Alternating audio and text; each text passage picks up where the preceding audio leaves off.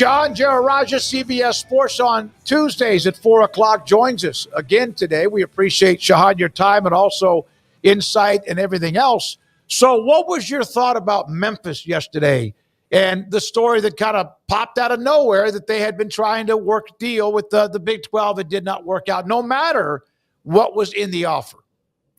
Well, I think that first of all, that is quite the endorsement of the strategy that SMU put together just a couple of years ago to manage to earn themselves an ACC invitation. But here's the reality, right? I mean, I think that when you think about the Big 12 and Memphis, the biggest thing that I think Big 12 officials have been a little hesitant about is just the level of investment consistently.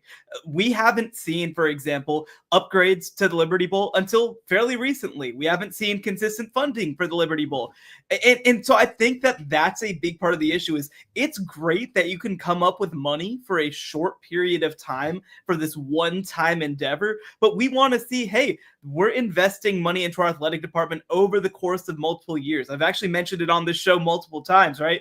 Houston, Cincinnati, UCF, BYU, they had been funding themselves like power conference teams for multiple years in the years before realignment happened because they wanted to be ready for their opportunity. I think that those teams were proactive. Memphis, I think, has been a little reactive. And unfortunately, this is just not an ideal time to be trying to make the case to join a power conference. And Sean, it just feels to me, I was on with a Memphis radio station earlier today, and they asked me, and I said, look, I think there's a lot of Big 12 people who would enjoy Memphis in the league on the field, like on the court, like for basketball, my God, like, bring another one in. And in football, Ryan Silverfield, Mike Norvell, Justin Fuente, all did a great job.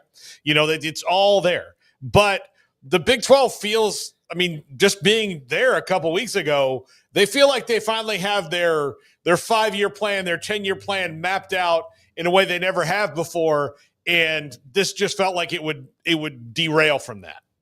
No, I think you're absolutely right. And I think that you look at the 16 teams that are in the league right now, here's the reality is that all of them are probably going to be members of the league for at least the medium-term future, right? Like this is the group that you're moving forward with.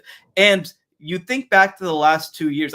Last year, 8 of the 16 teams in the league hadn't been in the league only 2 years earlier than that. There's only been 8 continuing members of the league. And if you add Memphis, by the way, then more than half the conference has not been continuing members of the league as recently as 2022. So I think that you need to always be a little careful to have that unified, combined identity. And look, from a personal perspective, I think that Memphis could have made a lot of sense, even back during the last realignment in 2023. Obviously, they decided not to go in that direction. I think that where it gets even a little bit more complicated is, okay, well, who is the partner that you bring in? Because when you look at things like valuations, when you look at things like, success over medium and long periods of time, Memphis has been really, really good, especially at football for the last 5 to 10 years. But with Houston, with UCF, with their investment, with Cincinnati, like it's been a much longer level of success and integration.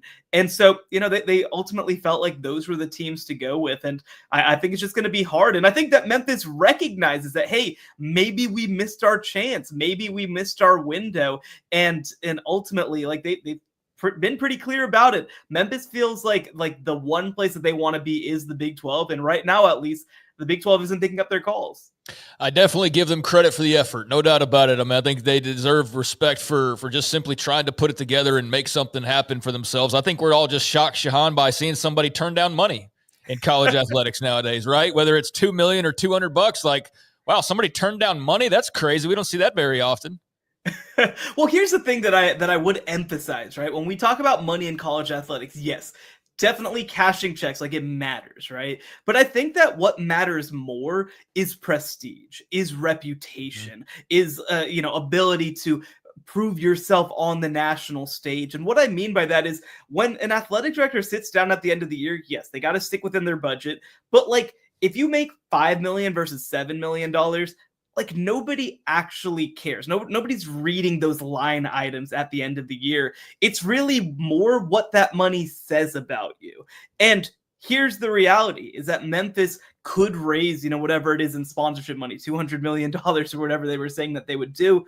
But if they reputationally do not add to the league and don't create organic value as well, like that ultimately dilutes your product is the fear. It ultimately makes your product look weaker. For example, I mean, just, I was out at Conference USA Media just today, and they're losing two teams, Louisiana Tech and UTEP, to different conferences.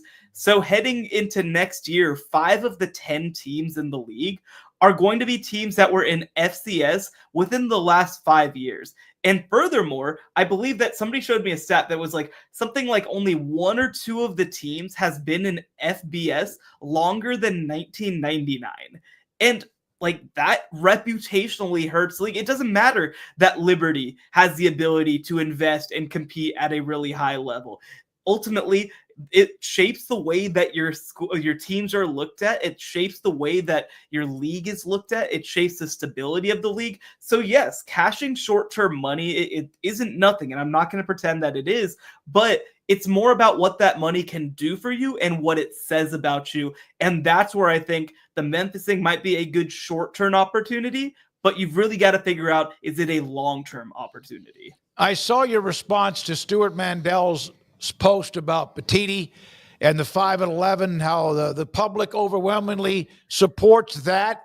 And then he, of course, is the one been talking about the play-in game. So help me out, Shehan. I get how they would work.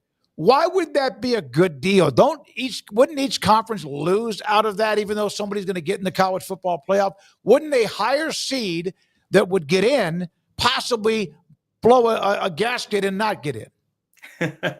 Well, it's fascinating, right? I mean, first of all, I just hate the idea in general. Like, me too. We want to talk about the idea of, and look, I think that people get a little too holy with the regular season is everything, regular season matters thing. But like, what matters less than the 6th place Big Ten team just getting the right to play their way in for no good reason? Like I pointed out, last year's matchup would have been Indiana versus Iowa.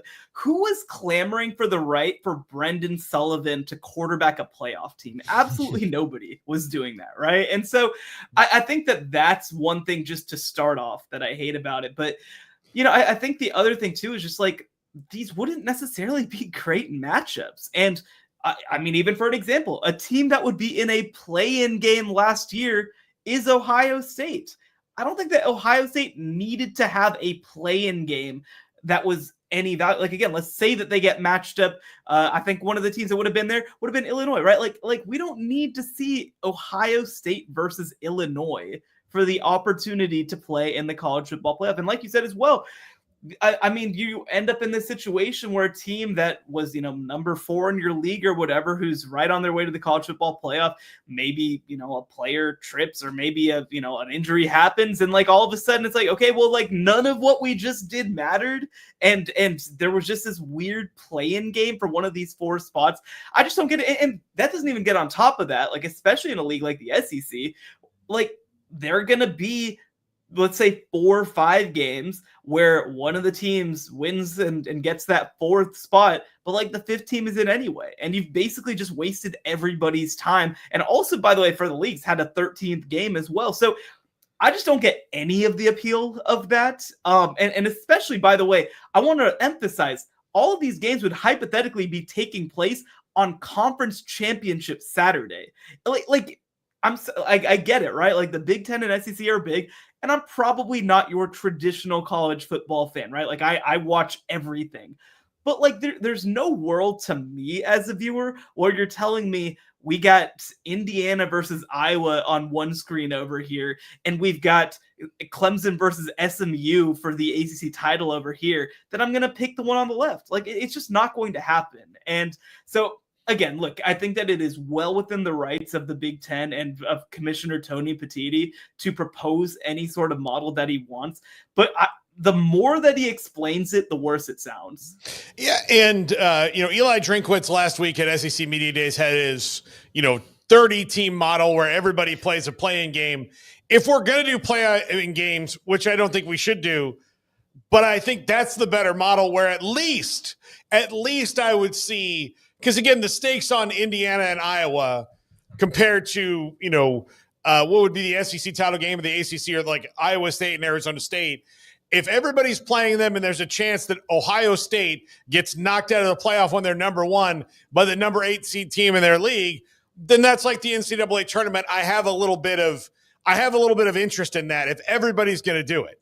But if it's going to be one league that does it and the rest of them don't, then you're not going to get the marquee matchups you want. And then again, do we even want it anyway? Like, is it just asking for more when most of those games probably won't be that good?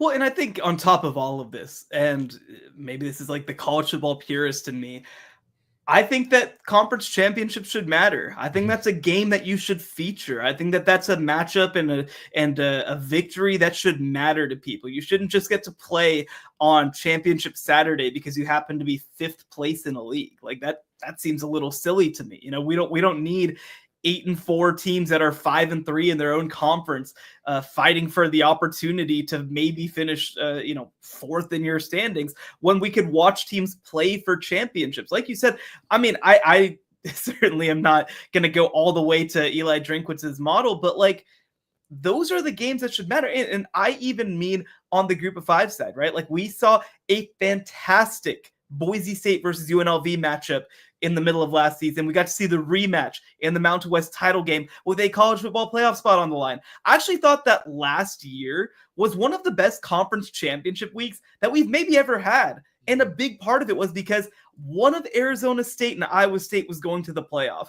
Clemson and SMU, one of them had the opportunity to punch their tickets. And then we, of course, mentioned the Mountain West matchup as well. And there are other games, other matchups, other conferences year over year that are going to have an opportunity to have similar type matchups. So you just had all this juice for college football on Championship Saturday. Why would you dilute it with some conferences doing different models for the opportunity to be the 13th seed in the college football playoff? Yeah, it sounds like people trying to fix the regular season or whatever are just juicing up the playoffs that much more and making it that much more of the focus, more so than the regular season. So, yeah, it's just I'm with you on your thoughts on all of that. Where are your thoughts, or what are your thoughts, I should say, on Jake Retzlaff to Tulane, finding his landing spot there with the Green Wave? Yeah, I really like the fit. It's fascinating, right? I mean, obviously, everybody should try to read some of the context of the sexual assault investigation and all that sort of stuff, that hangs over all of this. But just getting into the football of it, Jake Retzlaff was in a really tough situation because not only did he not get to go through spring with a new team, he didn't get to go through summer with a new team, even workouts, building relationships, getting a playbook, any of that stuff. And so I thought very early on, it was very unlikely that he was going to get a good power conference opportunity. I think that Tulane is kind of a perfect marriage of two sides that really needed each other in a lot of ways. And what I mean by that is on the Tulane side, I mean, they lose Darian Mensah to Duke, of course, who signed a big contract over there. They lost their presumptive starter, I guess you could say, TJ Finley, after he was arrested over the offseason. They tried to backfill with Brendan Sullivan coming over from Iowa, but he hasn't practiced with the team as yet either, and he struggled. So, like, if you're Jake Retzlaff, you have clear skills and abilities that fit into this room, fit into this system, fit into this program. And also, by the way, you are the most talented player in that room, that mixed with experience by a pretty good margin.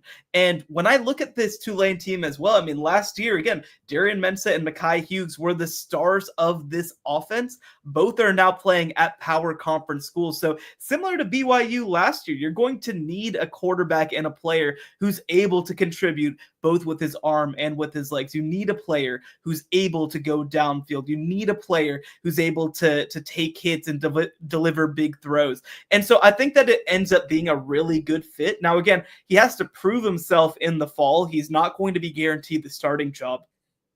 But I think that if he plays well, Tulane made an addition that has a chance to shape a college football playoff case and an AAC case. When you look at the Group of 5 right now with Ashton Ginty off to the NFL, there is no clear front runner to reach the college football playoff from the group of 5. There are only 3 teams, according to FanDuel, that have 10-1 or better odds, and Tulane is one of them, along with Memphis and Boise State. So I think it's a really good fit, and it's a fit that really may matter down the road. Yeah,